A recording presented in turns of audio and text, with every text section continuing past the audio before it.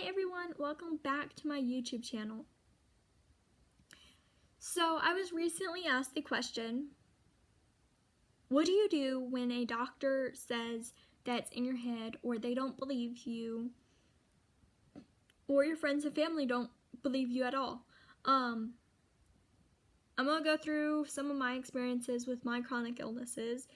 If you want more information on things that I experience and my chronic illnesses, head over to my YouTube channel. There's plenty of other videos going into more in depth.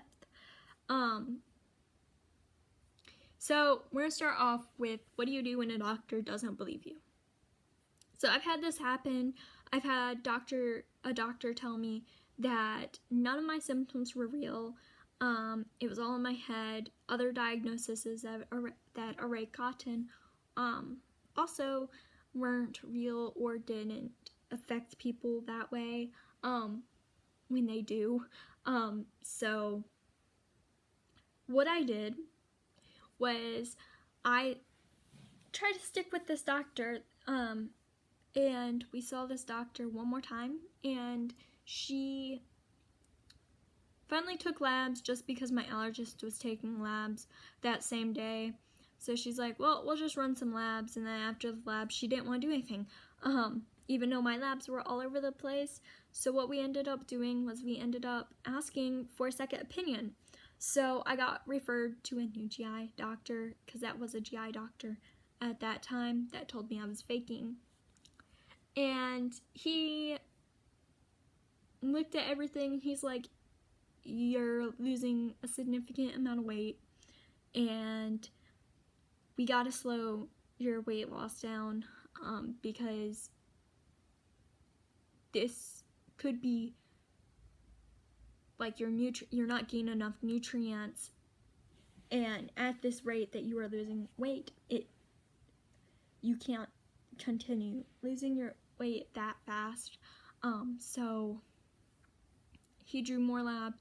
He figured out that I was very anemic. The rest of my labs were all over the place, and he started running tests, and he started trying out medications to try to get me to be able to eat a little bit more, and maintain my weight a little bit better. Now, that was at the end of last school year. At the end of last school year, I was still going to school in person.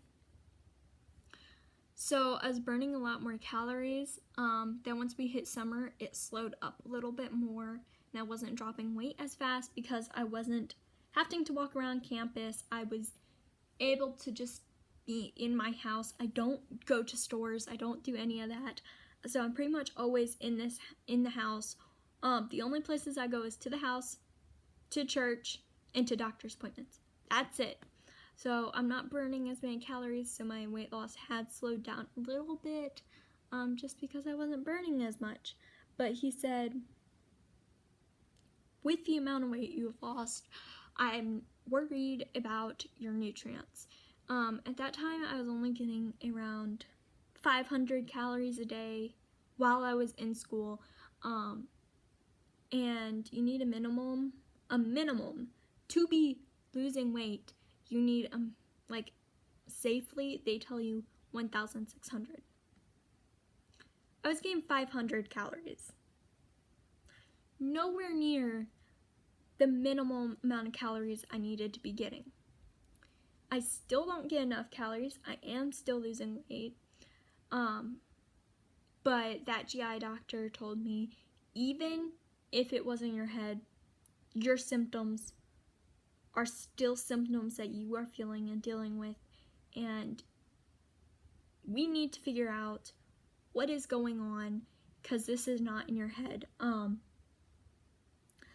So we ran tests. I've been through iron infusions. I'm still getting tests ran, because we still don't know what's going on yet. It is a process, 100% a process.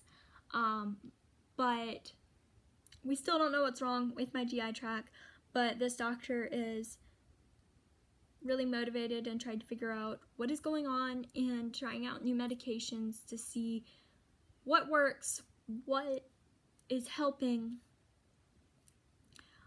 So yeah. Then once I got to the right doctor that actually wanted to do stuff and believed me, now we've been on the track of trying to find what's actually wrong. So if you are in that spot where you're stuck with a doctor that doesn't want to believe you and is undermining other conditions that you are diagnosed with, please ask for a second opinion. Please try to get a new doctor. So please don't stick with the doctor that is telling you that your other conditions are fake as well. Please look into other doctors, other people that you can go try to get referred to. That way you can find the right doctor to get on the path of trying to figure out what is exactly going on. That way you can then start being treated. So that was one experience I've had with doctors saying them faking it. I've had other doctors other than that one tell me that or not want to do anything. I've been through a lot of doctors. The majority of the doctors I am with now, the only reason why I'm with them is because I went through other doctors. So yeah, none of my doctors that I am with now that are working hard with figuring out what's going on and treating me if I do have with my cardiologist, I have a diagnosis, but I have seen 3 other cardiologists before I saw this cardiologist. And my allergist is my very first allergist since I was young. My GI doctor, we're on to my second GI doctor, other than the one I saw as a baby. But the one I saw as a baby, I haven't seen. I was born prematurely, so I had to see a GI doctor as a baby, but that GI doctor I haven't seen since I was a baby, like a few months old, so, well, really a few weeks old. So, yeah. Majority of my doctors, I've asked for second opinions, or, with my cardiologist case, I seen a doctor, he diagnosed me. My very first cardiologist did diagnose me, but he then didn't want to treat it. So we weren't getting anywhere with him, so we asked for a second opinion. I got referred, and they referred me to the wrong doctor. That doctor was like, well, I do see lots of POTS patients, let me run the test, which is a tilt test. Then I had that test ran. He looked at me, he said, your case is out of my wheelhouse. You need to go see the POTS specialist, because he didn't know what to do.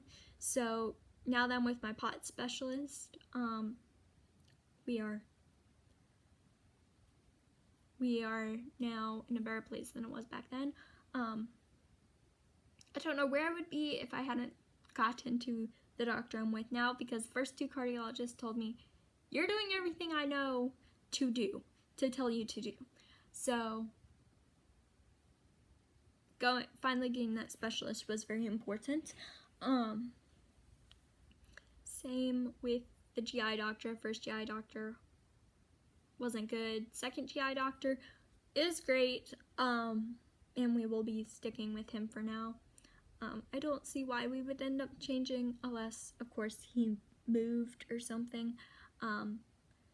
But he's a great GI doctor. My allergist is also pretty good. So I'm probably still gonna have to add more doctors to my list of doctors I see now. But for now, that's who I see pretty frequently. So yeah. So definitely seek out that second opinion. Definitely keep on pushing to get testing done to be able to figure out what's going on. Now, if you are on the side of things where you have a diagnosis, but people you hang out with, whether it be in school or your job or just people you like to hang out with, don't want to understand your condition or try to figure out things that you can do, or if they think you're faking it, the best thing I can say to do is explain it. Find ways to make it easier for them to be able to comprehend what you're saying. Try to make it easier to understand. That way they know why you can't go do something that they can do. Now, if they still don't want to try to figure out what you can and can't do, or they just simply don't care, do not feel bad to say no. If they invite you somewhere and you can't do it, don't feel bad to say no. Now, if your family members don't believe you or don't want to understand, explain it to them as well. Try to explain it, try to break it down, try to make it simpler for them to understand. That way they can comprehend. Explain your symptoms. If you don't have a diagnosis, just go through your symptoms. Explain your symptoms to them. Explain what happens when you do certain things. Now, if you do have a diagnosis, then bring up the diagnosis and try to explain the actual diagnosis along with all your symptoms. But if you don't have a diagnosis, then just go through your symptoms. So the best piece of advice on that end is try to explain it. Also, go try to find support groups, rather that be through social media. Go find people that are dealing with similar things. That way you can get what's worked for them, and pieces of advice that they have used to help with their symptoms, or to help explain it to people, or what they have simply done to continue to try to find another doctor. Go find people that are experiencing similar things.